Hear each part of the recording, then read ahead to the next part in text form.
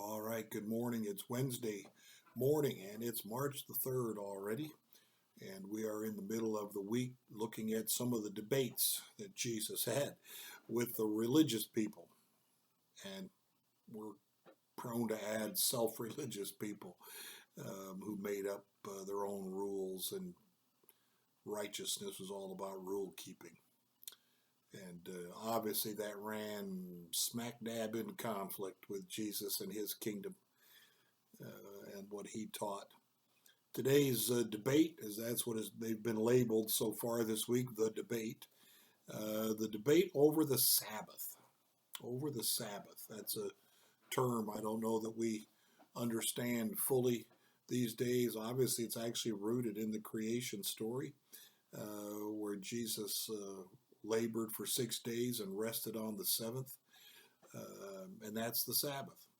Of course, it's turned into a practice and an understanding later, but it's used in different ways now. So we may have a hard time with understanding what the big deal is here in this one.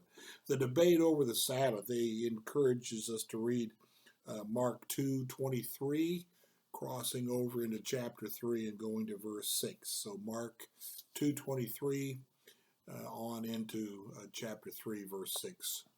The debate over the Sabbath. The Sabbath was made for man, and not man for the Sabbath. So the Son of Man is Lord even of the Sabbath. That's Mark 2:27 and 28. The fourth debate between Jesus and the religious leaders was over the Sabbath and what it was lawful or unlawful to do on the Sabbath. Mark records two incidents, both of which happened on the Sabbath. The first took place in some grain fields in which Jesus allowed his disciples, as they walked, to pluck and eat some heads of grain. Now, the law specifically prohibited reaping on the Sabbath, Exodus 34:21. The oral tradition declared plucking equivalent to reaping, and therefore the disciples were guilty, in the eyes of the scribes, of a serious violation of the law. But Jesus appealed to Scripture. He reminded them that when David and his companions were hungry, they ate the consecrated bread in the tabernacle, which it was lawful only for the priests to eat. But Scripture did not condemn them, which shows that Scripture is less rigid in its application of the law than the Pharisees were.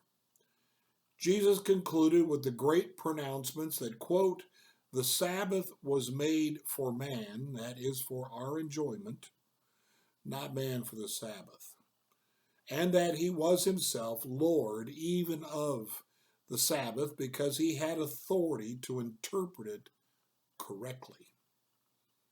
The second incident took place in the synagogue in which, in which Jesus on the Sabbath healed a man with a shriveled hand. He told the man to stand up publicly in front of everyone. When he asked the bystanders, which is lawful on the Sabbath, to do good or to do evil, to save life or to kill, and that's chapter 3, verse 4. Nobody answered, for there was more in Jesus' question than was first apparent. He was exposing their hypocrisy. For whereas Jesus was planning to do good and to heal on the Sabbath, they were full of evil thoughts. And Mark tells us, began to plot how they might kill Jesus. Verse 6 of chapter 3. Looking back over the series of 4 mini debates or conflict stories, which Mark has brought together, we see that they not only preserve valuable teaching, but also depict Jesus in his supremacy. We see him as the Son of Man with authority to forgive sin, as the physician of our souls, as the bridegroom who fills his guests with joy, and as the Lord, even of the Sabbath. Made up rules are a problem, have been a problem for a very, very long time. Jesus gave, or excuse me, in the Old Testament, we find the law given by God to Moses, but it seems like there must have been debates crop up. Well, how do we keep that law so we don't break it?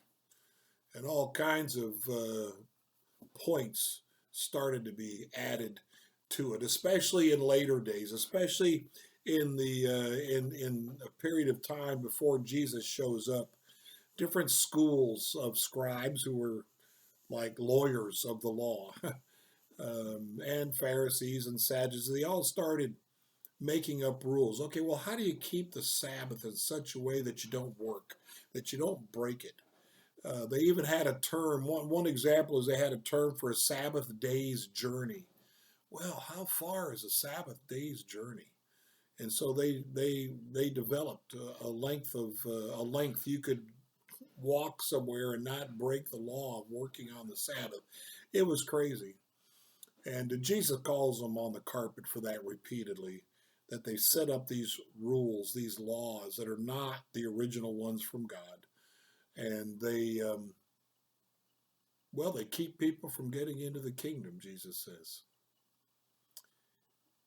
I know the churches looked like that and still looks like that and acts like that in many ways today, where we set up a bunch of rules and regulations. If you're going to be a Christian, if you're going to be in our church, and unfortunately they become legalistic burdens that keep people from knowing the one who's truly the Lord of it all. And that's what we need. That's what we need. We need to introduce people to Jesus and not the interpretations of Jesus that we think are the right ones. But as it says here, Jesus, in that first scenario, took them to the Scripture. Hear what the Scripture says. That's important for us to be workmen, as Paul would say, that know how to handle the Word and not use it as a weapon for winning arguments, but use it as a tool to bring people to life and freedom in Jesus Christ. That's what it's all about. Blessings to you today.